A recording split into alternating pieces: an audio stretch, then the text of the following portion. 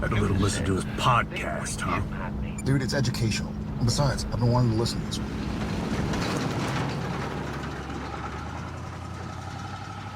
Welcome to Idling in the Impala, a podcast by and for lovers of supernatural and the fan fiction it inspires. Before we begin, just want to remind you to follow us wherever you listen so you don't miss any episodes or bonus content. If you love what we do and want an easy way to show your support, please consider leaving us a positive, that's all the stars rating on your favorite listening platform. It helps SPN and fanfic lovers find us and share in the fun. I'm Sandra. I'm Kasey, and happy 2025, y'all. This episode probably isn't going to go out for a few months yet, so this will be fun. We're going to fuck up your commute. But this is the first episode we're recording in 2025. Choose whenever you're listening to it. So bear with us, because it's been a minute. We took a break. Yeah. We took a break, and it's been a minute. And also, to compound the issue, there's been a minute. There is no document, y'all. There's no document. I said to Sandra like 5 minutes ago, I was like, I can't find the document. And she was like, there isn't one. And I was like, what do you mean there isn't one? And she's like, there isn't one. I didn't make one. There's just a tiny bit of joy in that, knowing in the fact that Kasey does not, in fact, look at anything right before we're going to do an episode recording. So them saying, but there's no document. I'm kind of like, oh yeah, there isn't. Because there isn't. Because, you know, we're trying to do something a little different in 2025. If you listen to our birthday episode, you know that, you know, we were approaching burnout with the content and what we were doing to try to make sure that, you know, we get things recorded, done. I mean, we were literally doing things like we were getting stuff out every week, and we still plan to do that, but we actually have a little bit of a buffer now in terms of time. When you're listening to this recording, it actually means, hey, we've had all of this content that we've either had the opportunity to talk to other people, have guests on towards the end of, I think, like 2024. I think most of the stuff is already like was in the can, right? Like I think we've had maybe like four or five interviews, I think, that were done before the end of 24. So to come back and then us also like, okay, we're doing this thing. So, you know, we're scheduling ourselves a little bit differently, giving ourselves a couple weekends break, you know, every month.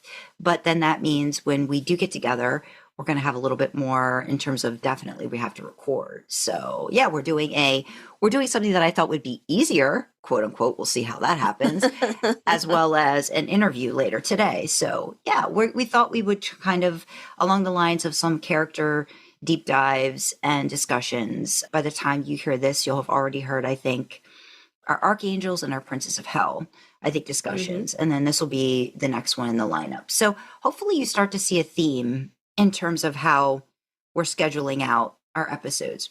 I don't know if this is going to last, but we're going to give it a try and see, depending on content. But yeah, so what are we doing today, Kasey? Yeah, we should probably get that in the bag. So we're doing a deep dive, a character deep dive, but it's characters this week. So we're going to be taking a look at the Wayward Sisters, not the episode, the characters. So that's Jody, Donna, Claire, Alex, that other one, Claire, Alex, Patience, Kaia. and Kaia. Yeah. Shut up. I knew. Well, I didn't get the name wrong yesterday. They came in very late. So they were like the last two that kind of joined what was going to be, you know, the Wayward Sisters, or kind of like is a part of that group that when people talk about, they're in there. So yeah, they're the last two characters. And I think they both showed up in 13? Yeah, season 13, yeah. I think. Another reason why I don't like season 13, not because of them, Missouri. Yeah. Me, why? It always comes back to Missouri. Oh, I wasn't expecting you to remember. Yeah. Patience is Missouri's granddaughter, isn't she? Yeah. She could have been a Wayward Sister. Jesus, that would have been perfect. Man, have her as like the sage advisor, the one that's, you know, like, that would have been awesome. Hashtag JusticeForMissouri. Sandra has feelings about Missouri for real. But yeah, so you can't talk about Jody without Donna, and you can't talk about Donna without Jody. And then, well, if you're going to talk about Donna and Jody, well, you might as well talk about Claire. And then you can't really talk about Claire without talking about Alex. And then if you're going to talk about Claire and Alex, well, you might as well talk about the other two as well. Let's address the episode first of all, because we were robbed, y'all. We were robbed. So if you didn't know, the actual season, whatever, fucking season 13, episode 10. It was the 10th episode of the 13th season. There is no document, people. There is no document. I'm flying blind here. I'm not. I've got the wiki open. But I'm still flying a little bit blind. It was a backdoor pilot. So the idea was, if there was a lot of fan interest in that episode, they were potentially going to make a spin-off about the Wayward Sisters. And apparently there wasn't appropriate enough fan interest. I don't know how the fuck they were gauging that, because I would have been all over that. Oh my God, I would have watched that so much. Jody and Donna in Donna's fucking D-Train truck. Are you kidding me right now? Fuck yes. Hell yes. You don't even need to bring the kids into it. I mean, like, you can, they're cute. But you didn't even need to bring the girls into it. I will watch Jody and Donna because they are like, oh God, it's like female Sam and Dean, obviously. Well, and you could, like, please tell me you can't see Donna fucking gung-ho with a shotgun while Jody goes, well, you know what I think it is? I think it's just like any other, like, formula for a show, right? Like, just like when they started Supernatural, they started with Sam and Dean, who were younger parents situation, like that kind of a thing. And I think in any show, they're probably thinking of how can we reach all these different demographics. And as much as we love, you know, Jody and Donna, I'm sure they were like, well, we got to have a younger group, just like how when they had Jack come in later, you know, we got to bring new blood into the situation. You know, we have to have the family angst, the family dynamics that I think works well in Supernatural. I'm sure they wanted to try to copy that, you know, that sort of like found family vibe. I think worked really well for this idea. But yeah, unfortunately, when they were saying like backdoor pilot and showing interest, I mean,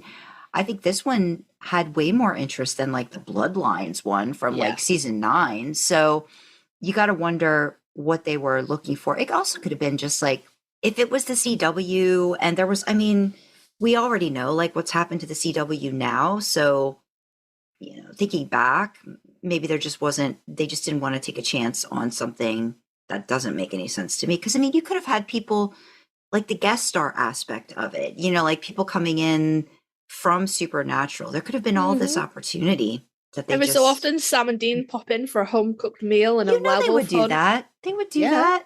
That would be something that, Sam and Dean and Jared and Jensen would have been like, yeah, we'll go on for an episode. That'd be fun. It could have been real cute. They could have been the Bobby and Garth of Jody and Donna's little hunting life. Which is Bobby and Garth or Bobby and Rufus? Well, we didn't really see anybody call Rufus for help. Garth took over for Bobby. Yeah, that is true. That is true. I didn't know if you were talking about just like the like just like the grouping in general. the old married grumpy men. Yeah. No. Like the advisor, like the law keepers. Missouri.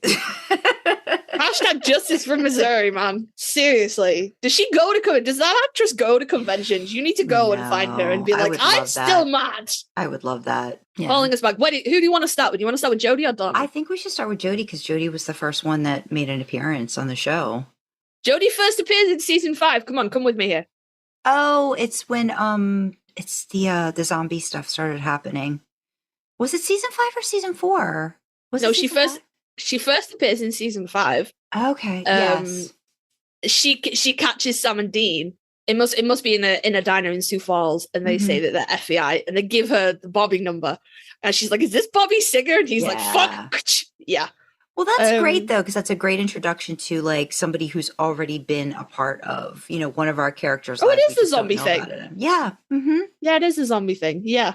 Because she's got, because that's what I was thinking about too this morning, is how tragic everybody's backstory is that gets them into the hunting life. So when you actually see, you know, when you actually see the origin and you don't just hear about it and go through it that way, I mean, I would say out of Jody's is pretty tragic. So is Claire's.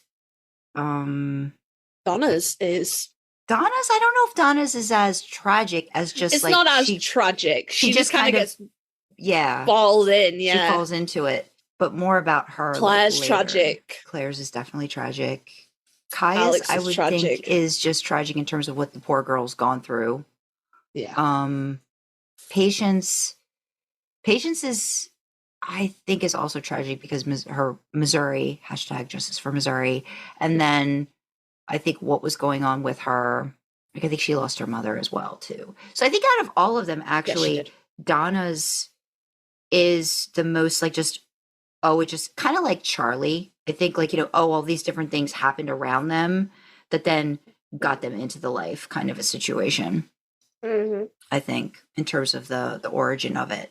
But yeah, Jody ends up in this episode losing her husband and her son because her son had already the son had passed, then he comes back, and then he kills her husband, and Sam shoots her boy. Yeah.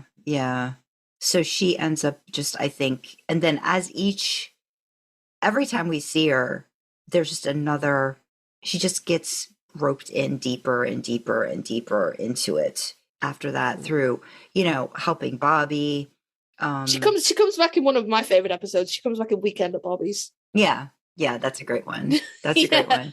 She comes back. I think she turns up after Rufus turns up and he's like, Bobby, you gotta help me bury a body. And he's like, she's like, well, come inside. And he's like, I have in the basement. And she's like, we'll wait outside. I have in the yard.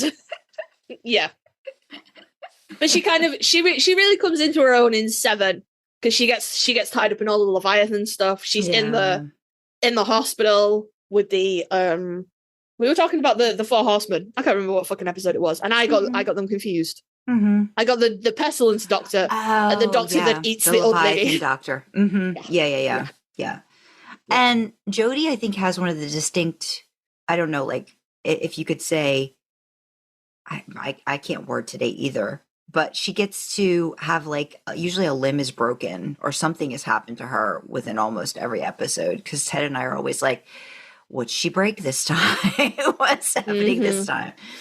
I really liked that they really show her go on her journey of, I think, like mourning and then trying to rebuild. And you don't see her a lot, but when you do see her, you do get hints of the struggle that she's having and like how she's trying to find ways to manage her life moving forward. And I think like, she tries to date. You could tell she was interested in Bobby and then Bobby gets taken from her.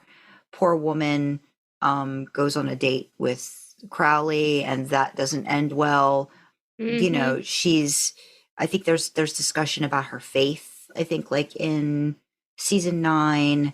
And then she does get to start to rebuild and create a family of her own in the Hunter circle with Donna, and then subsequently with Alex and then Claire, and then all the other girls that kind of just come in to the fold. So I think the boys realize her maternal instinct is very strong in terms of how she cares about others and what she's willing to give to other people. And not that it's easy, by any stretch of the imagination with all those girls and all that stuff happening. Yeah. Jody's good people. She is. Jody's good people. She's in quite a few of my favorite episodes early on. She's in Time After Time. She gets a lot of time on her own with Sam, which is yeah. It's sweet. Hello. Podcast mascot has decided to appear. And of course, I mean, you ship. I ship Jody and Sam. I do. Yeah. I do. And I think she's got a lot going on underneath the surface. You know what I mean? And I think that's fun to explore with a character like that. Yeah. And I like. She's not exactly like a surrogate mum to Sam and Dean. They're kind of on the same level, but I do like the fact that they're like, they find these poor little girls and they're like, oh no, we'll fuck it up. Send it to Jody. Jody will make this. Jody knows what to do, and I really like that. I think that again, like you see this more because I'm currently in my rewatch. It's like season 12, and like there was the episode where celebrating the life of Asa Fox. She's there for Sam and Dean for what they're going through with Mary. She even has a discussion with Mary, so she's that glue. I think, like on the opposite side of how like Bobby was like the glue that held certain people together in their circle. I think Jody kind of like is that touchstone that people go to if they need a, you know, let's see the reality or the norm, the what should be normal or close to normal relationship in this crazy life that we're living. You know, how do we get back to that part of it? How do we just see the person amidst all the chaos? And I think she does a good job with that.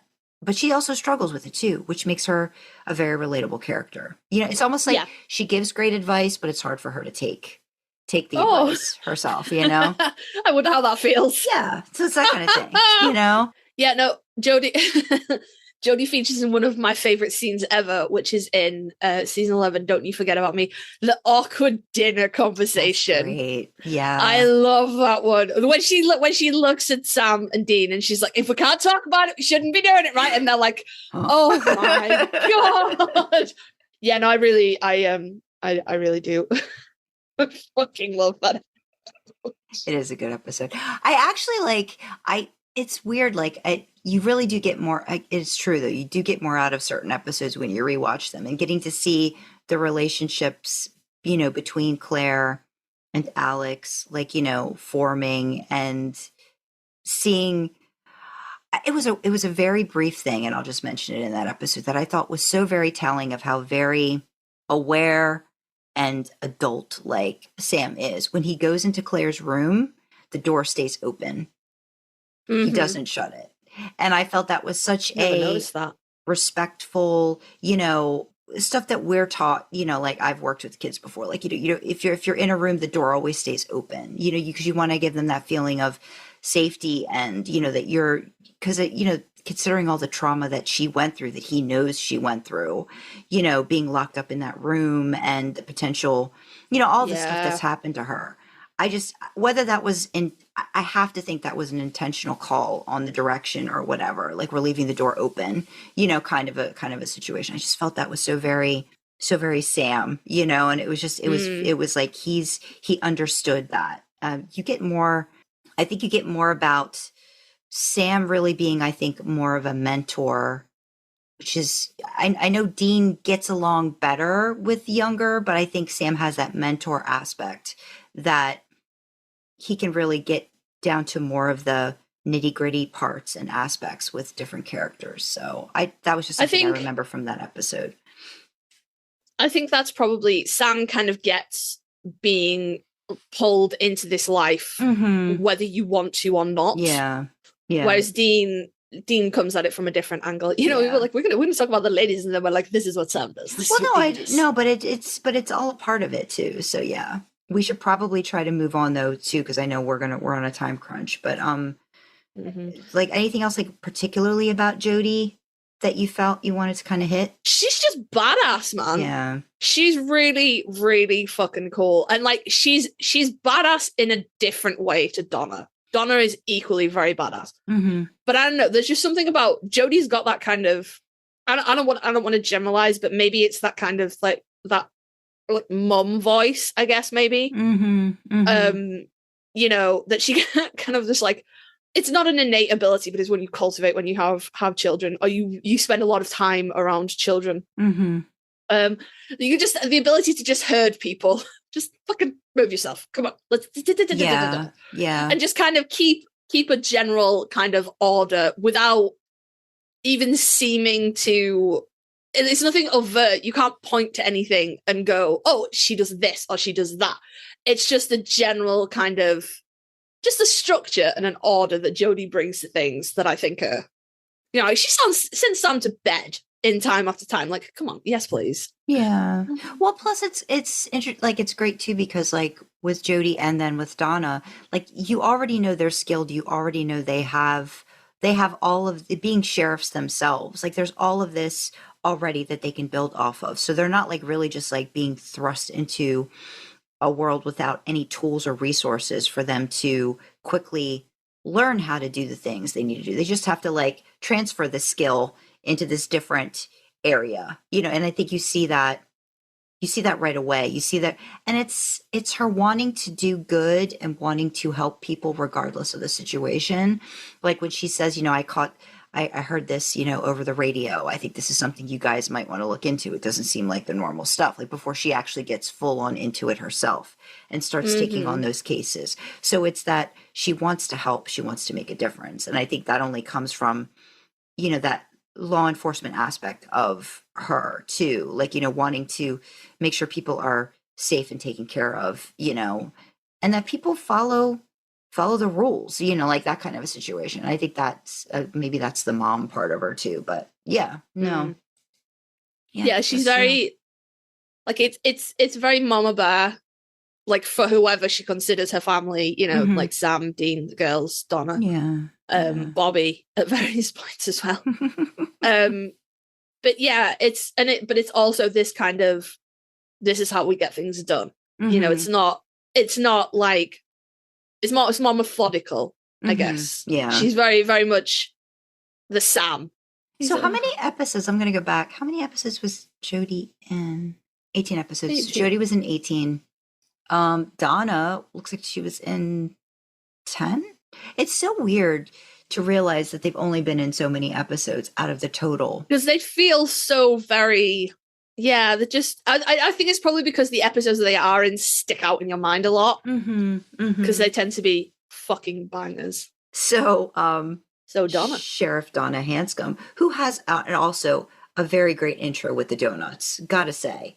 You know, that's a great scene to have your first scene with. That's not her first scene. She's in before that. Sweetie, we go through this every time. Oh, no, she is. No, she is. Yeah, she is. No, it's because she's in the spa as well. Yes, that's and the donut scene isn't episode. Is it the same episode with the eating competition people? Yes, it's the same episode. It's the same episode. I know, because I don't know, my brain doesn't put them together because I have the image of Donna and she's on the recliner thingy at the spa and they're talking to her and she's like, go away. Yeah. But then I equally have then I have her when she's all sheriffed up. Yeah, and so she's sheriffed up first. That's how they first get introduced to her. Right, then in that same episode, when they go back to talk to law enforcement, they find out that Sheriff Donna is taking a vacation, and then they end up seeing her at the spa. Of a situation. Yeah. And again, the bloopers. And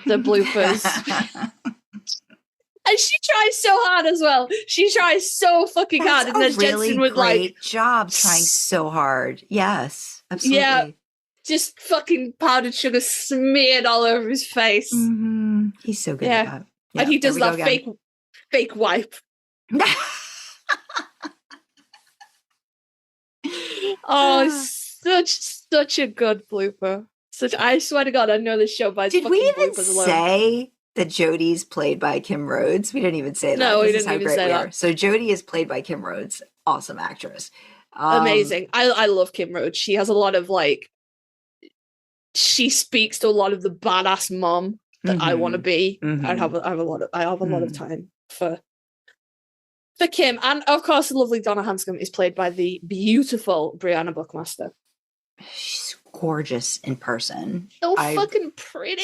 I remember being blown away by her when I first hardest girl crush on her. Did a photo op with her, and I was just like, how are you this pretty in person? It's kind of like a Jensen thing where it's like, you know, oh my God, like you are gorgeous. Like it's just like, she's kind of like, I think that's a part of why I love Donna so much, because she kind of lights up the room, even if she's got shit going on with her. And I think Brianna's kind of like that too. Like she kind of kind of lights up the space that she's in. And Donna does that as well. Like as soon as you see Donna, you know you're going to be, you're going to have a good time. Yeah. And this speaks far more about the sort of early to mid 2000s TV stuff. But we talked before about the hot girl outfit that was plagued early Supernatural seasons. Yeah. And this is nothing against Kim Rhodes. She's a very beautiful woman. But Brianna's just a little more curvy than what you normally saw on TV then. Oh, I'm here for it so much. Yeah. Oh my God. Because I know Brianna doesn't listen to this. Jared and Jensen do, but I know Brianna doesn't listen to this. That girl got an ass that don't fucking quit. She's so beautiful. She is. There was the biggest fucking crush on her for real. She's so pretty. And even though the show didn't do great things with it because they were like, oh yes, her husband left her because she was fat. And the first time we see her, she's trying to lose weight because she's fat. And she was like literally never fat, by the way, like never, ever, ever.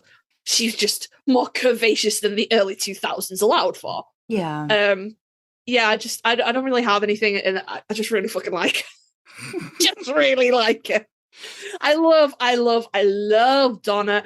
I love how hard she leans into the hunting thing. I love the fact that she has a personalized license plate that says D-Train on it, and she rides in the big fucking truck. I love Donna so much. Well, I think too, like how you were saying how Jody's kind of more of like the mom kind of aspect sometimes with the boys. I feel like Donna's more of like the sister, to them. And I ship Dean Donna hard, but oh yeah, so do I. I just think they would. I think they would be so compatible together, and I think they would. I think you see there's a level of respect. I think Dean even like in that episode about like the weight loss stuff. I think he even makes a comment like, well, your ex is an idiot or whatever. Like, so you can tell there's that like, acceptance, like the weight's not an issue. It's about like, I'm still of the mindset that Dean loves all women, probably maybe some guys, like they're just like across the board. Like he sees the person and the attraction and the chemistry there too. And he just goes for it too. And I think there would be that there with them. But I love how she's also she's just not sure of herself. I relate to her a lot too. Like, she puts on a good front, but then when somebody zaps her or zings her, like the ex, like, you see it, you see that it just like, it chips away at her, and she's got to like find that resiliency. She has to really grow a lot in the show. I will say though, I think that lack of confidence is just in her personal life because she is absolutely. a badass cop, and she knows that she's a badass cop. And I like this goes to Jody as well. Something really fucking attractive about like more for Jody in this particular situation because Brianna's taller than Jody. Brianna's taller than Kim. But like Little Women shoving men around and just like being in charge. I'm really fucking into it. So like when you get to see Jody be a cop and like arrest people and shove them around and stuff, I'm like, oh fuck yes. And it's the same with Donna. It's the same. Like I'm looking at a picture of her now when she arrests Nick in season 14, and she's kind of she's like pulling like handcuffs out and pulling stuff out of her, and she's got like a hand on his arm, and she's like fucking and like walking. Oh, it's just really attractive. Yeah, and I think that's an interesting aspect of like the duality. I think of like her as a character too. Like she leans into the parts of her that she has the confidence, and she compartmentalizes. I think a lot of it is like work versus personal, like you said. Like I think she's very confident in her skills, and she's probably had to prove herself, just like I'm sure Jody has, in probably a very male dominated. Just in general, I could only imagine, what she's probably already had to deal with, and I think you get hints of that too. Just the misogyny, the sexism, and all that stuff that comes into various fields, of caveat. Yeah. Caveat of not all men, but men are gross.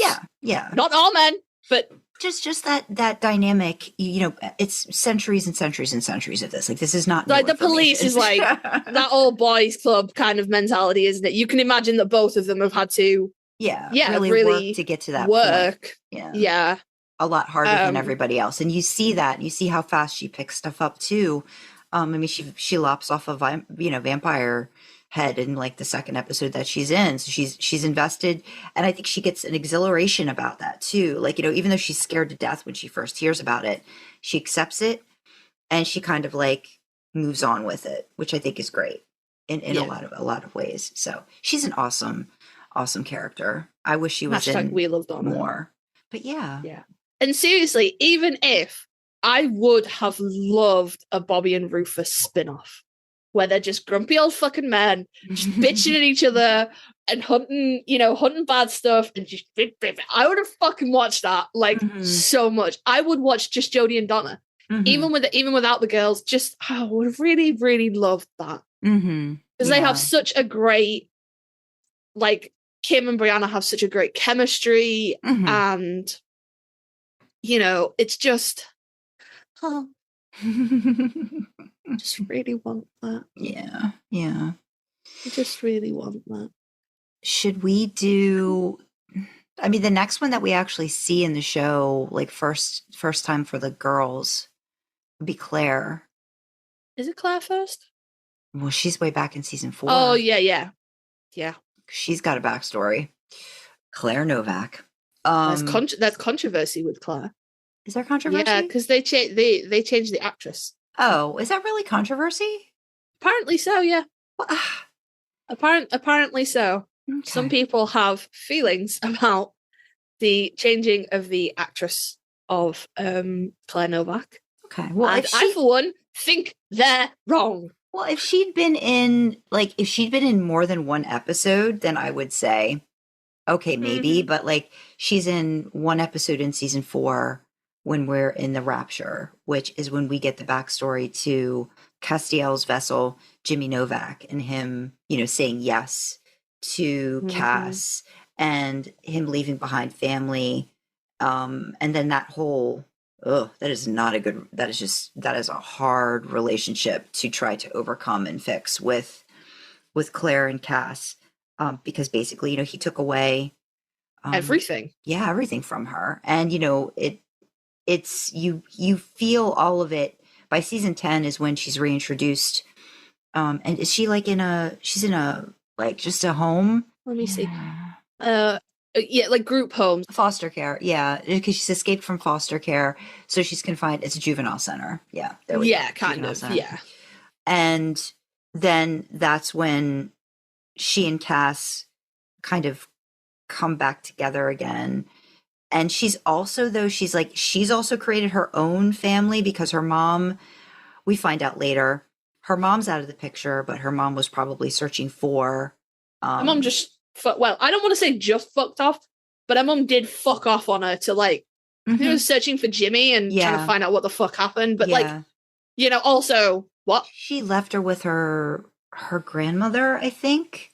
And then her grandmother died. And then, of course, there was no way for them, I think, to get in touch with the mom because they couldn't find her. So that's when she ended up, skipping from foster, different foster cares, juvenile center.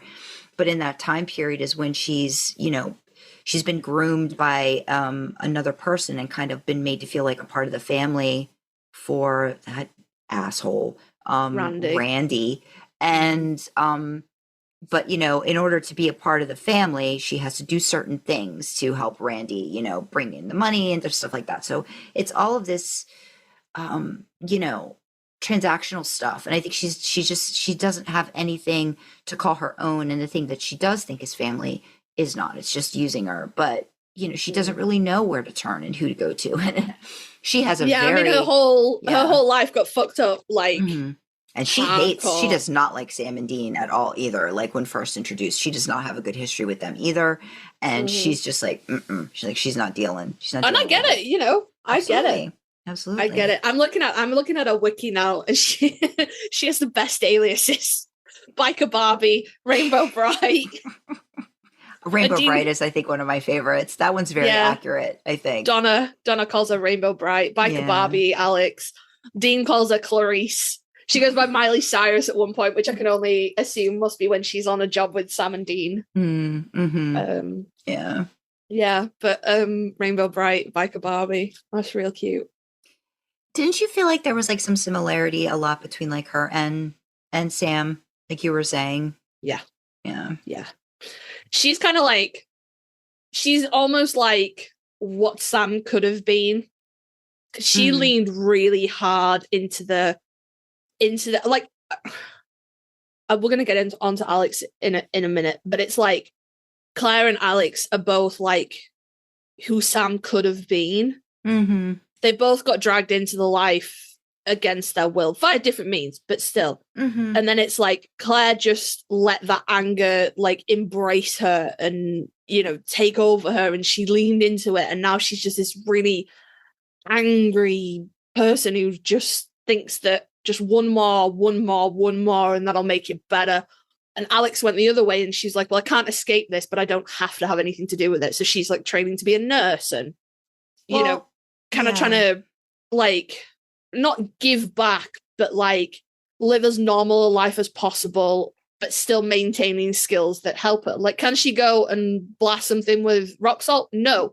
But can she stitch up a wound and set your shoulder? Fuck yeah. You know, and I think it's Sam could have fallen into his anger like Claire did, or if things had turned out differently, you know, he could have stayed at Stanford. And you know, they're just kind of almost mirrors of Sam, I think.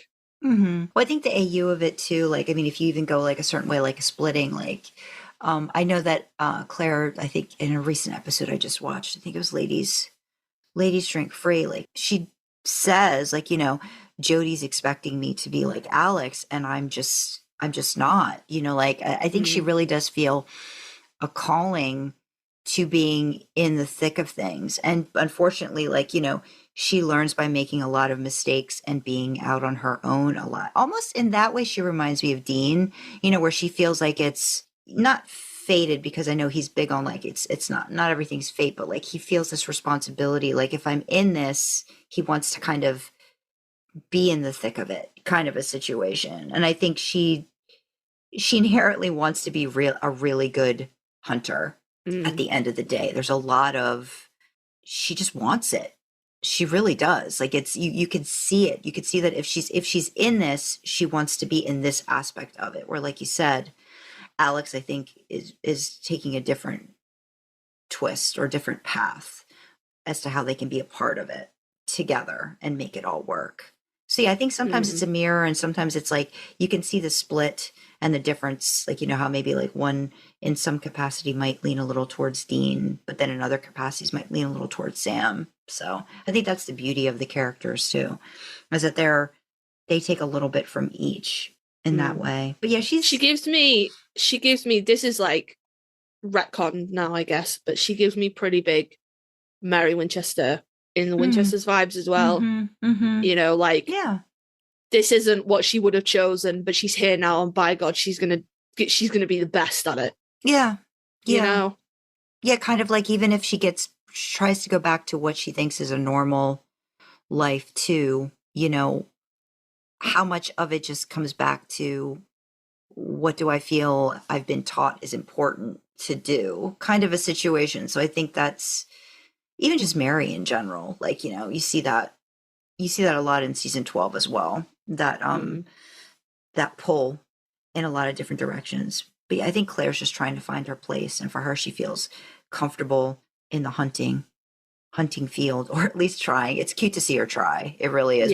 When she like messes up, or like the different aliases she's trying for, or how she's able to, like, you know, she uses the fact that she's younger, you know, to her advantage in a lot of situations, the naivete that she kind of like, you know, can throw out, but then like, you know, she tries to be all big and bad, and like she's not getting the respect because she's too young. So she's in that age, you know, where she's trying to find herself. Yeah, very much just a teen, a rebel without a cause, just a teen mess, bless her. Yeah. But we love her anyway. I love Claire. I have so much time for Claire. And she's actually been, the actress Catherine Newton, she's not doing too bad in terms of like what she's been doing work-wise. I mean, I think she was in like a Marvel. Was she in Ant-Man? She was in an Ant-Man. Mad Men Paranormal Activity 4, Bad Teacher. Huh. What else has she been doing with her life? She did that Frankenstein thingy. Yeah, no, she plays Cassie Lang, which is Ant-Man's daughter. I think this is, yeah. So she was in Ant-Man. She was in Ant-Man and the Wasp. She's been in Supernatural. She's been in Little Women that Marvel Studios assembled. Yeah, she's doing all right for herself. Yeah, it's nice to see them doing more stuff outside of it. So, do you want to? She's only young as well. She's very young, right? She's in her like 20. Do you want to talk about Alex Jones? I'm thinking of the story you just recently told me. I don't know if you want to share it. Okay. So I joined the Sam Winchester, Jared Padalecki Big Bang because I'm insane, apparently. And despite all my claims that I wouldn't do this again, I was like, oh, it's Sam, man. I gotta represent my boy. But it was just a conversation in the Discord about somebody what it like posting a screenshot from AO3 that was like Sam Winchester, Alex Jones, and there was only one work, and I said nothing because I was like, surely I'm mistaken, because the only Alex Jones I knew is that they're turning the frogs gay fucking right-wing nutcase from America. So that was the one I was like, clearly Alex Jones is a character in something that I don't know. That's fine. So I just said nothing because I was like, it's better to stay silent and be thought a fool than open your mouth and prove it. But other people in the Discord were like, I Googled Alex Jones and this? I mean, if that's what you want to write. You know, people were being reasonable about it, but there was a lot of like, what? Fucking what? Anyway, the mod. Everybody's allowed to be confused because the freaking first episode she goes by like 4 different names, so it's fine. Yeah, exactly. Yeah, exactly. So the mod came in and was like, oh, it's what is her name now? Catherine Ramdean's character in Supernatural. Now, I didn't know who Catherine Ramdean was, so I googled it, and I was like, literally typed in all caps in this. Her last name is Jones because I did not know. I did not know. And then because I'm a nice person, I posted a picture and I was like, it's Alex from Supernatural. Because I was like, remember, I would fucking, like, you could have said, like, Jody's girl, Alex, or, you know, Alex who lives with Jody and Clown. Like, I would have got it from that. Yeah. But just from the actress's name, I didn't know. So, gosh. Yeah. Today, maybe more of you have learned, but I learned that. I was like, his name is Jones. But apparently that's widely accepted. We're not 100% sure of her last name. But like I'm looking at the Supernatural fandom wiki now, and it says she's Alex Jones born Annie Jones. So, you know, like Sandra says, she goes by a whole heap of fucking names in like her very first episode. There is no Yeah, and there's no like that episode title is so confusing. I mean, it's got 4 names in it: Alex, Annie, Alexis, Anne. So it's like, you know, and maybe that's a metaphor for like how much she's had to like morph into different, you know, characters for different things and all of those and all that. But it's a lot. There's a lot going on for this poor kid. And there's more like Claire kind of comes up a lot more because she's pretty tangled up with Castiel, and she's just, that's not to say that Alex isn't memorable, but there's a lot of threads to tie up with Claire. Yeah. And a lot of angst that kind of makes her stick out in your mind. Yeah. Whereas Alex is kind of, there's a big, like, you know, there's the whole big thing when they find her and rescue her. But then after that, she kind of just like, you know, she's just there. You know? You only see her in a handful of episodes after that. Her introduction, I mean, it's a vampire family that's abducted her when she was younger, because I believe the mom vampire had lost a child and was like wanting to just have another kid. So instead of turning her, Alex is used as sort of like food when needed, and also a lure for more food for the family. So yeah, at a very young age, she's also kind of groomed in a similar way that Alex, that Claire was, with Randy, and that, like, you know, well, yeah, you know, if we're going to take care of each other, you need to do this thing for me. So she's very much, I think, been programmed to a certain extent, but then you can tell she also is struggling with the right thing to do, and that sort of like takes a turn in that episode. And that's when Jody is like, you know, tasked to sort of like take care of her while Sam and Dean find the nest and, you know, figure out what's going on and all of that. I think that episode is it's a game changer for Jody as well. And I think it puts her on this path of she's going to be sort of like the foster home, right? Like for these girls that end up coming into the show, or are part of the whole Sam and Dean web of like, you know, they find somebody, this person needs a place. Jody's like the immediate go-to for that. And that's what Alex ends up being. Jody's home for wayward kids is how it turns out. Yeah. But there's a lot of overlap with Jody and Alex in that, you know, losing a family and having to be the one left behind, and then realizing that, you know, hey, life isn't how you thought it was, and, you know, it's messy, and they get it, and, you know. And Alex, I think, really strives to be quote unquote normal. And the Don't You Forget About Me episode. I mean, it's very telling. You know, she's really trying, but then she's also hiding things about her past. And so, you know, how do you reconcile all that and have all of that? Who do you trust enough, you know, to have everybody know all those sides of you when you've gone through those kinds of things? And I think hunters in general struggle with, like, you know, that hunter world, normal world, and when you have to put one foot in and out all the time. It's hard enough for adults to do, and then to ask kids, you know, to try to do that, it's kind of insurmountable, and it's a lot. Oh yeah, it's a lot. But she does a really good job, though. I mean, she ends up, like you said, she goes to nursing school, and she ends up, I think, at the same hospital that Jody ended up having to go to.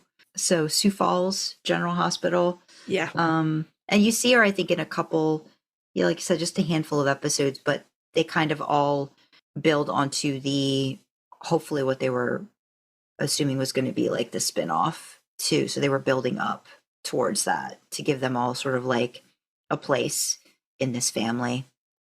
I know that there's friction between Claire and Jody because Claire thinks that Jody wants her to be like Alex, but I know that wasn't right for Claire, but I really love that Jody kind of took this really traumatized girl who could have, you know, flown off the rails and really been a problem and, you know, helped soothe her and settle her and found her a place, but didn't attempt to like wrap her up in cotton wool and be like, no, it's fine. None of the bad things are coming. You know, it's, you know, nursing is, you can always use a nurse on a hunt, you know, that's a really good offshoot of a hunter's lifestyle. You know, having a nurse on speed dial is important. It's like if you needed to have certain people like with you on an island, like what kind of people would you want to have? Like, you know, like that kind of a situation. Like what skills would you want them to have? Like, you know, to be able to like get through. And it's the same thing like with a band of hunters. Like what are the skills? You want a good researcher,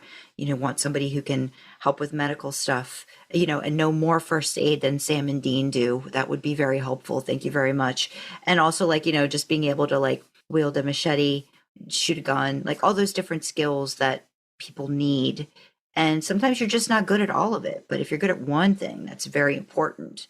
And, you know, I think Alex probably would take care of like that part and maybe like the research, maybe a little bit too. Aspect of it. So yeah, and I think that's so often we see the only part of hunting that we see is that, you know, grab the shotgun and the salt and the machete and let's go kick it in the ass. And I think that's a really nice, you know, there are other facets to this. You can be part of the life and you can be vital to the people around you without needing to be violent. Yeah.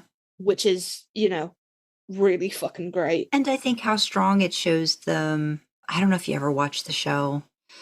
It kind of like when it was just Jody and Claire and Alex, it kind of gave me like a One Day at a Time sitcom vibe, you know, of like a single mom and her two young teen daughters and like trying to make it work and how they do it together without a guy, you know, without a man in the picture, and shows the strength of just, you know, the women together and how they just make it work kind of a thing. I appreciated that a lot too, seeing that.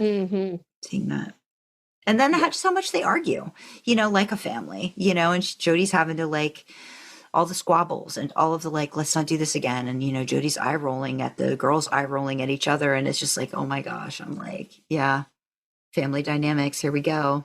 Again, that's a really great episode. Don't You Forget About Me.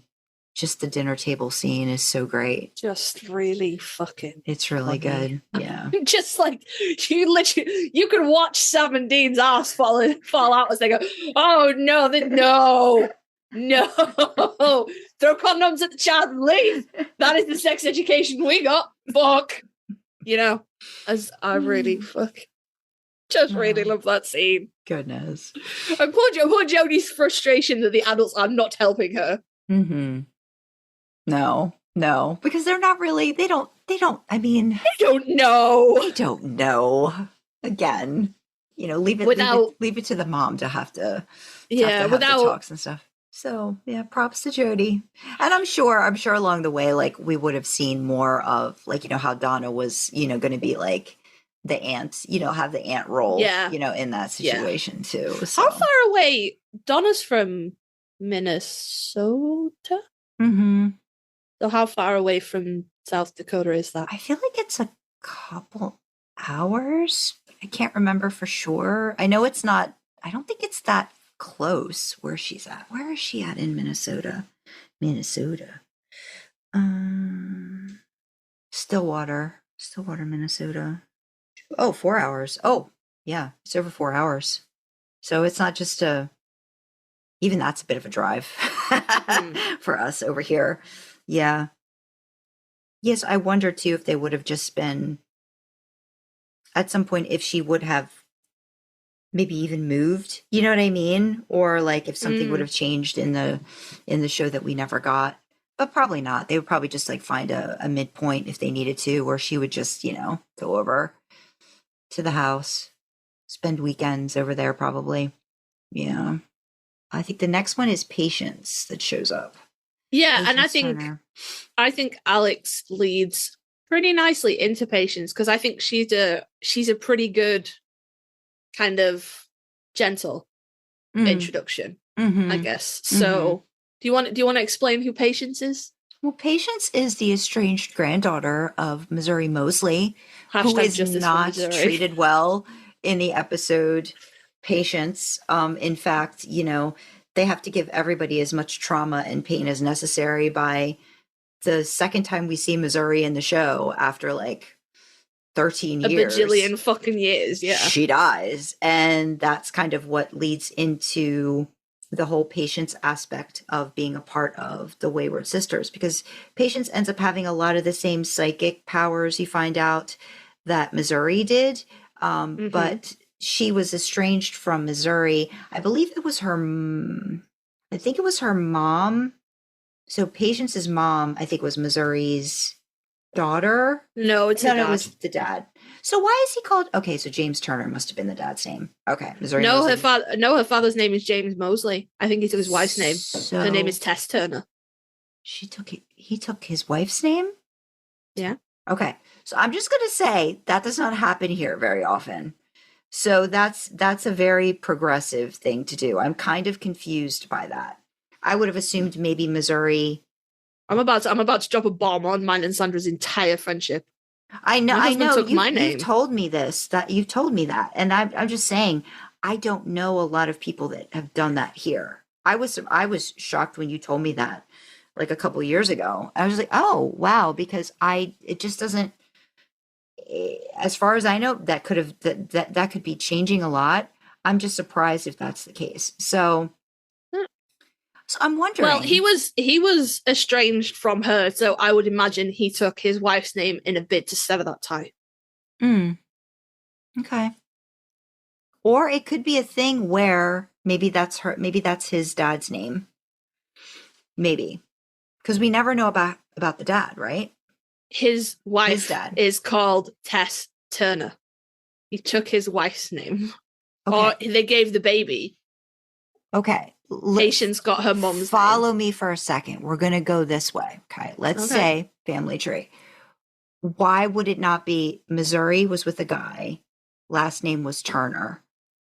James is born. Dad's name is Turner. He's named James Turner. How are you seeing that Tess Turner could not be she took James's name? Because his name is James Mosley. Where? It's on the wiki. Hang on, I'll put the thing in the thing. It's on the wiki, babes. It says James Turner. Not in my wiki, it doesn't. In the Supernatural wiki, James Turner is the son of Missouri Mosley and father of Patience Turner. And my wiki says family, James Mosley, Tess Turner, Missouri Mosley. Okay, well, somebody needs to check this. Get your wikis in line, people. Because these are two different things. Oh, yeah, no, it does. On his wiki page, it says James Turner is the son of Missouri Mosley. Because how I would assume it, like, again, it could be different. But how I would assume it would be that he would have gotten his dad's last name. So he would have been, like, if Missouri Mosley and whoever Turner were not married, and, she was like, he's your baby, James Turner. He gets the last name of the dad. Yeah.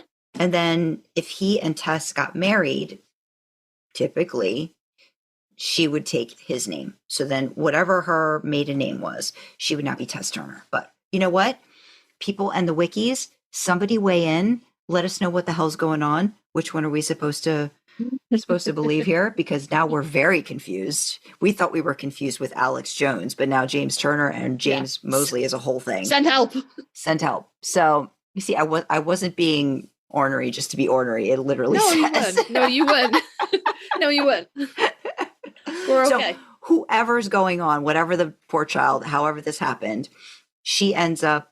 I do realize that James did grow up with Missouri because he talked about his mom growing up and all of that stuff. So I get that. Yeah, he cut off ties. He cut off ties with Missouri. I literally just looked at this. Yeah. His wife got sick, and Missouri said that she would be okay, and then she died. And he, grief-stricken, decided to make this his mother's fault. And good job, dude. Then you're going to be always like, oh, I wish I'd had more time with her because then she dies. And it's like, okay, here you go. That's how it happens. People make bad choices in grief. People make bad choices in grief. People make bad choices without in general. Out of grief as well. You know, people make bad choices. But it's yeah. So when we're first introduced to patients, she's having visions. She's like the psychic abilities she inherited from Missouri are coming to the forefront, and she's having visions of the future, and it's a problem. It's freaking her out. She's like, what the heck's going on? And her dad being gold star champion dad, like right behind fucking John Winchester, is like, it's nothing, ignore it. This is not happening. Because that's how you deal with children manifesting symptoms of anything, is you just tell them that they're lying. Gold star James. Gold star. He's just like, yeah, just go back to your normal stuff. You're supposed to be this great student. You're supposed to go to school. You're supposed to do all the things. Don't worry about it. It's going to be fine. And then just kind of like ignoring is the best option. And, you know, of course, just like with everything else, and I think this just falls in line of, you know, adolescents turning into adults and, you know, learning their path doesn't have to necessarily be what their parents want. That's what Patience is struggling with. And she ends up, again, kind of sort of like getting swept into the whole Wraith situation. The person that killed, the monster that killed Missouri, she gets kidnapped by the Wraith. And I think it's because the Wraith, like, what is it about, like, it can feed off of a psychic for a lot longer, or it gets like almost like a high, or like it could just get sustained and it gets like... It says it captures her. Ask what it will do with her. The Wraith states he will pluck her brain for her psychic abilities. And it's actually pretty neat the way they do. Oh my god, that's that fucking episode. Oh my god. You see everybody die and you're like, oh my god, because there is no indication that it is a vision whatsoever. And then it's, so you see Jody die and you see Dean die and you're like, oh, fuck. And then it goes back, goes whoop, and it's like, okay. And then you realize that she's got a chance to then save them by knowing what could happen, or knowing what different things could occur in a certain situation, and she could tell them to watch out or to turn around or do all the things, which I think is really neat. I think that's really cool, but if psychic abilities have taught us anything in Supernatural, it's that's not how it works. No. And then it just kind of makes you think more along the lines of like different psychics who've kind of, lost their lives. Pamela, like trying to help the boys. It gives you an indication that, if she's going to be a part of this hunting life, like she is going to be utilized for that skill. Kind of like, what I think a lot of the stuff that Sam, psychic powers stuff that he was getting in the beginning, how that, somebody can rely on that too much, and that can put that person in jeopardy to help someone else out. So she ends up, I think at the end of the episode, she ends up kind of like saying, Dad, I'm not going to do the thing that you want to do. I need some time. So she ends up, I think she's going to end up going to Jody's at some point, because I think Jody makes the offer at the end of the Patience episode, but she doesn't actually go yet. I don't think. I think she thinks about it or whatever. Jody gives her information. Yeah. And then we don't see her again until Sam and Dean are looking for Jack, who is looking for Dreamwalkers. He tells her in the episode Patience that she should if she comes sort of to the hunter side, she'll never have a normal life and she should stay where she is. And then when Dean contacts her again, he again tells her, you should sort of, if you go down the path of being a hunter, you will never be able to go back to normal. So she kind of wavers, but then she goes to Jody in the episode Wayward Sisters, and that's kind of how she gets caught up in all of that. Or Patience, or Missouri. Yeah. Kind of rough. And then that leads into the final. This one's got a whole bunch of stuff going on. I mean, there's like alternate universes and dream walking with the next one that kind of leads a little bit into the whole psychic part of it too. Do you want to talk a little bit about Kaia? You want to bring Kaia in now? Yeah, I think we should. I have a lot of time for Kaia. Okay. So Kaia is a dream walker, which is, well, it's got this very specific. We should have had all these tabs open. It's a very, very, very technical here from the SPN fan wiki. Dreamwalkers are humans that are capable of walking through different worlds in their mind. Amazing. So Jack is looking for... Jack is seeking out dreamwalkers. He wants to find that little fissure, right? Because he's searching for Mary, correct? Yes. We're remembering our supernatural history we know here. Things. Yeah. So she walks, but in her dream she walks between worlds, and when we first kind of meet her, she doesn't sort of know how it works, but she's connected to her counterpart, who is Dark Kaia, who exists in something that is just referred to as the bad place. Yeah. Which is an alternate universe. And her growing up too is similar to Claire, where like, you know, she was raised by her mom. Mom died. She was around the age of 12.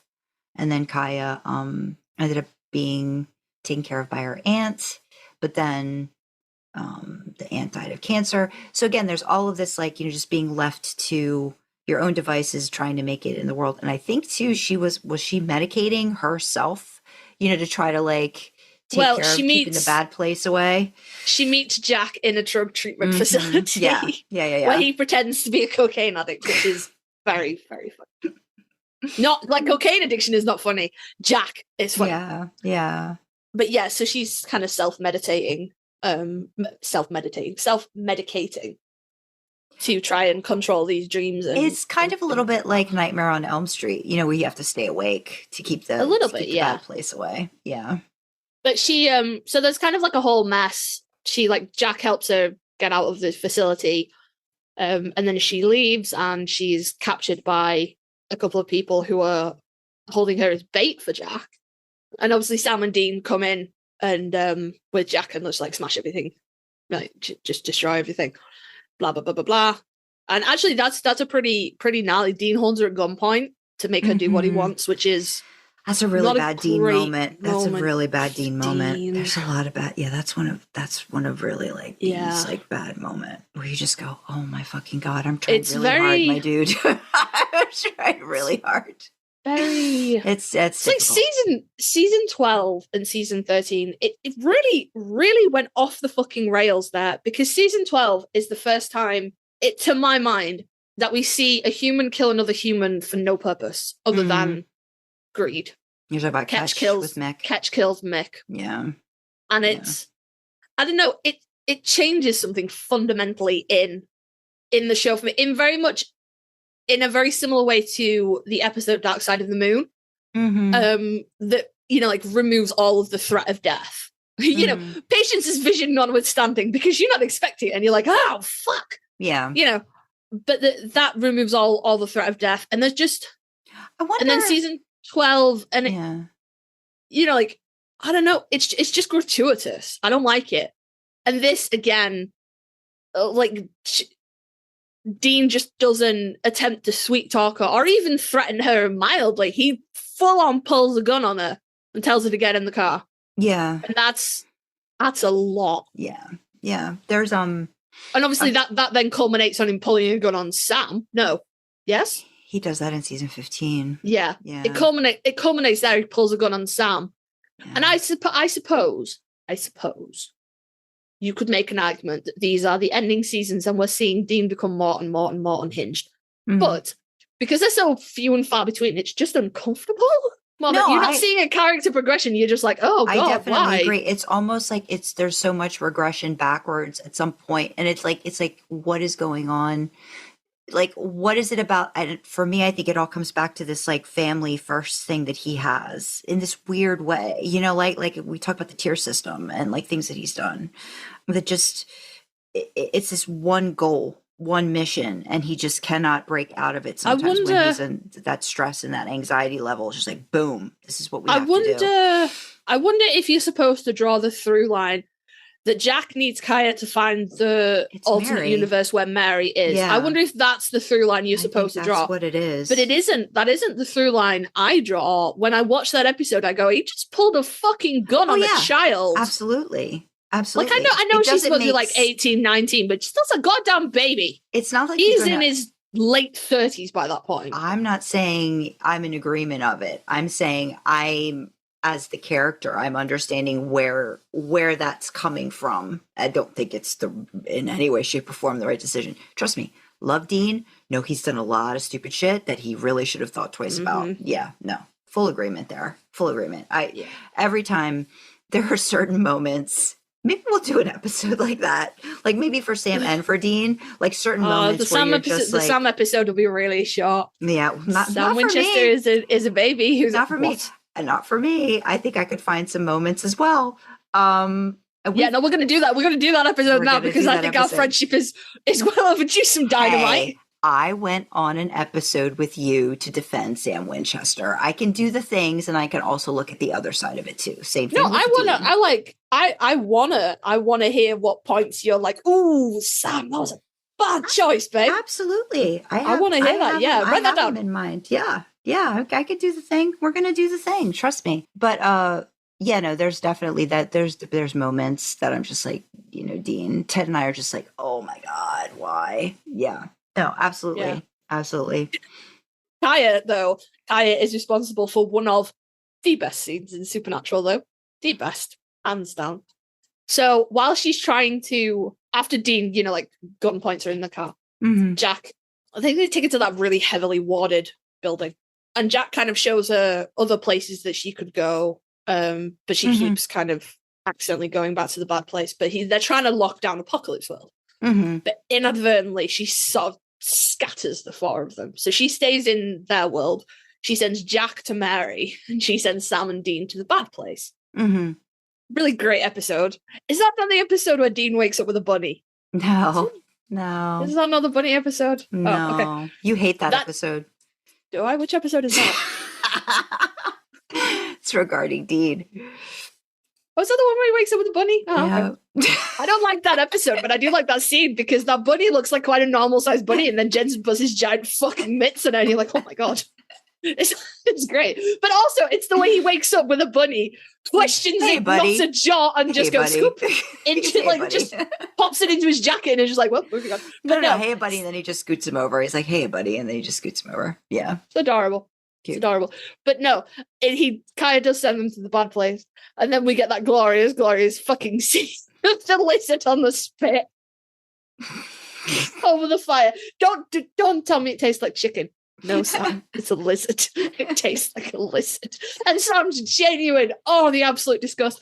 But also, I think like probably everybody knows this by now, but when the ground shakes and they're like, we should leave, Dean puts the lizard back, like puts the stick back into the ground, stands up, walks off a few steps. Sam's like off fucking screen at this point, turns around, runs back for his lizard, and then leaves again. And that was unscripted. Yeah. That is an unscripted moment. Jensen was just like, Dean wouldn't leave food. So he goes back, and it's very, very funny. The don't tell me it tastes like chicken is funny, and the Dean being like, no, my lizards. Yeah. Going back for this. Yeah. Very funny. Oh, goodness. Very funny. And poor Sam, who just, bless him. I wonder if he ever tried not chicken lizard. Oh my God. I'm very curious. I would also, probably from like at some point. No, I think Sam Winchester can go without food for a fair amount if he has to eat lizard. If his options are starve or greens, lizard. Like if just like a leaf. Just a leaf. But that is how she kind of ends up in Sioux Falls General, where Alex is, which then leads her through to Claire and things like that. She is confronted by one of the cloaked figures from the bad place, because obviously they got through when she did the thing. And, so that's how they end up with, that's how she ends up with the Wayward Sisters.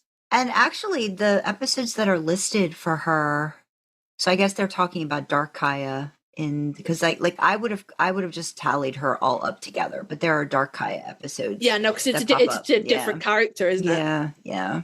But they should have probably, for context, I would have put them in, because it's like following that. Yeah, she's in a few. She's in like 2 other episodes as Dark Kaia in season 14. Yeah, as well. Yeah, and we think, you are led to think that Kaia dies at the end of 13, killed by Dark Kaia. But then Dark Kaia reveals to Sam and Dean, actually, at the start of 15, that no, she didn't. Dark Kaia treated her wounds and had left her the stuff she needed to survive, and she did. And that's also the Kaia and Claire. Like, there's a relationship that you think is going to occur with them. And then she dies. And then you don't really see Claire. You don't see Claire on screen again after the Wayward Sisters episode. There's just talk of her and how she's really struggling, after having lost somebody else that, there could have been a potential for a relationship there, and there isn't. And so I think the way it's left when Kaia is brought back to this universe in season 15 is she's going to go home with Jody and get reunited with Claire. Because Jody opts not to tell. When they go to try and rescue Kaia, Jody doesn't tell Claire that actually Kaia's been alive for 2 years. And then also linked into Kaia is her spear. Dark Kaia's spear is the one that is used against Michael. And that's the scar that Dean ends up with on his arm for 4 seconds before they're done with that, before they put him back in clothes. Yeah, and then the alternate Kaia asks for help returning to her own world. So yeah, she goes back to the quote unquote bad place, doesn't she? As it's being, because at this point in time, Chuck he's destroying all of the universes, so it's in the middle of that world is going down, and she chooses to stay. Dark Kaia tells them that Kaia belongs in her world, not Dark Kaia, and urges them to flee as the bad place is destroyed. And yeah, they rescue our world Kaia and bring her back. And it's interesting if, with the destruction of the bad place, if that connection, it must be destroyed for Kaia. Because there's no connection there for her anymore. But I wonder if that kind of, I think, because we don't hear anything, do we? I feel like maybe in that very final episode, like Galaxy Brain, I feel like she does talk to Jack about that, like that, almost like she can feel that it's gone kind of a situation, and it's kind of like it's going to be a rebuilding for her, like, not having that, because at that point, if there's no other worlds to dream walk into, that's a change, whether for the good or the better. It's a change. It's something that she's got to deal with, once they don't, have to worry about this world being destroyed, kind of a situation. There's promise of something different.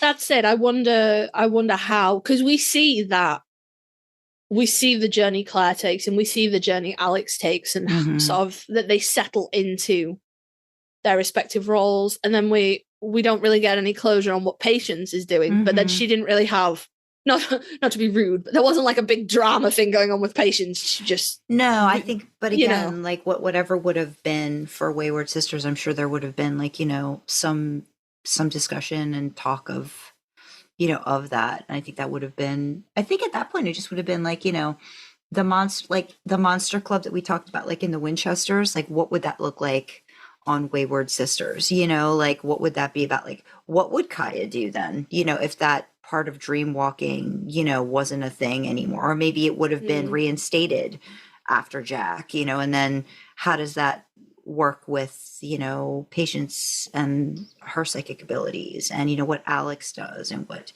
Claire does, and how would they all work together along with Jody and Donna? It would have been interesting. It would have been interesting. Yeah, to I see. would have liked to see how Patience ended up fitting into everything, and you know, like, did Kaia find peace? Because like, she obviously has a whole heap of shit going on from her life, but with the bad place and that connection gone, was she able to find peace? Was she able to settle into something resembling normality? Like, we were fucking robbed, y'all. Yeah. Give me a spinoff. I'm sure there's been some fanfic written about them, right? I mean, I'm sure it's probably not a lot, but I'm assuming there would be some Wayward Sisters fic out there. I'll have to take a look and kind of see, because that would be interesting to see like what people's takes would have been like after, you know what I mean? After Supernatural, what it kind of would have looked like and stuff like that. But yeah. But at least we got what we got, you know, however weird it was towards the end, and could have been maybe improved a bit. But coulda, woulda, shoulda, unfortunately. Yeah. A far more interesting premise than the weird bloodlines thing. Sorry, Andrew. Yeah. No, I agree. I agree with that. Well, sorry, not sorry, Andrew. Yeah. But yeah, no, we were robbed. But they are all kick-ass characters in it. It's a Patience. Sorry, Patience. Like, she felt very like, I know that you love Missouri. I know that you do. And I'm sorry about this, but it felt very shoehorned to me. Absolutely. Like, I don't know why she should have, like, don't bring her back. Like, that's my thing. Like, you could have had any other. It could have been any brought psychic her in any other shape or form and not have brought in Missouri. They did that just to kill her off, and I don't. And that's why I say it. Justice for Missouri. If you're not going to bring her back to have her come back, and I get it, people die on Supernatural all the time. You don't have to have her come back in the second episode and kill her off. Just don't bring her back. Even a reference of it, like, you know, you could have even said they found out Missouri died, and they could, like, you know, it's, don't bring the actress and the character back for us to be like, yay, and then, oh man, really? Yeah. So yeah, they could have done it differently. Yeah, it was very, very kind of, it was shoehorned in. It was the kind of the draw of Patience seemed to be, oh, well, look, she's related to Missouri. Look. And it could have been any psychic. Yeah. You know? Yeah. If the story is good enough, then I think you would have been able to make it work if there was going to be a continuation of it. You know, it doesn't have to be all, you don't have to be fully invested in a character right from the jump. That rarely happens with a lot of characters. So, you know, it's the buildup of the character. And if they were going to have a show about it, they could have done that. They didn't have to bring Missouri back just to kill her. Yeah, no, I don't like that. Justice for Missouri. Oh, goodness. So along that lines, we thought this was going to be a quick episode, and it's been nearly 2 hours. There's a whole heap of me rambling that you can cut out, though. Nah, it'll be fine. But yeah, let us know who your favorite Wayward sister is. Do you have a favorite? And oh man, I don't think I do. I don't think I could choose between Jody and Donna. I love them both equally for different reasons. I don't. Oh no, this is my own Sam and Dean problem. Fuck. Oh no, I should pick a side to be resolute with my gun to your head blorbos. I mean, I would nudge a little bit more Donna just because of I feel like I connect with her just a little bit more than Jody. Not that Jody isn't a badass, but I just feel like I connect with her more. I think I would also go Donna. Mainly because I have a crush on her. I'm a simple person, guys. I am a simple pervert trying to get through life. And that's not to say that Jody isn't beautiful. That's not to say that Kim isn't beautiful. But I said it before and I'll say it again. Donna's ass don't quit, y'all. Donna's ass do not quit. And I really, really love her. Oh God. I know we're gonna do more character, like individual character episodes, but I kind of like when we get to do these groupings of characters too and kind of deep dive into it. So if there's any other any characters you would like us to have opinions on, well, don't worry, we've got them. Just let us know. Yeah, absolutely. But we are going to wrap up because we've got more stuff to do. So as Kasey said, we're busy. Do all the things. Let us know what you thought. You can email us at idlingintheimpala@gmail.com. You can comment on Spotify in the Q&A section. You can leave a YouTube comment. Join our Discord and chat with fellow idlers and us in real time. Check out our merch store, which is another fun way to show your support. You can find details for everything on our website. That's idlingintheimpala.com. Want to fuel our supernatural road trip? Consider joining us on Ko-fi for as little as $1 a month. We have perks to go along with different membership tiers and would love to have you along for the ride. Don't forget, you can always support us free by liking, commenting, subscribing on YouTube, and following, rating, sharing on audio platforms. Engagement really helps us with the algorithms. All hail their benevolence. As always, we have the causes we support in the description. So for me, you have LGBTQ plus talking charities. From Sandra, you have mental health charities. And the main causes we are always highlighting, championing, spotlighting are World Central Kitchen and Doctors Without Borders. If you want to know more about these causes, why we're supporting them, what they mean to us, check out idlingintheimpala.com. There's a page there called Causes Cause with all the details. So with that, we will say thank you for joining us in the backseat, and we will see you next time, guys. Bye-bye. Bye.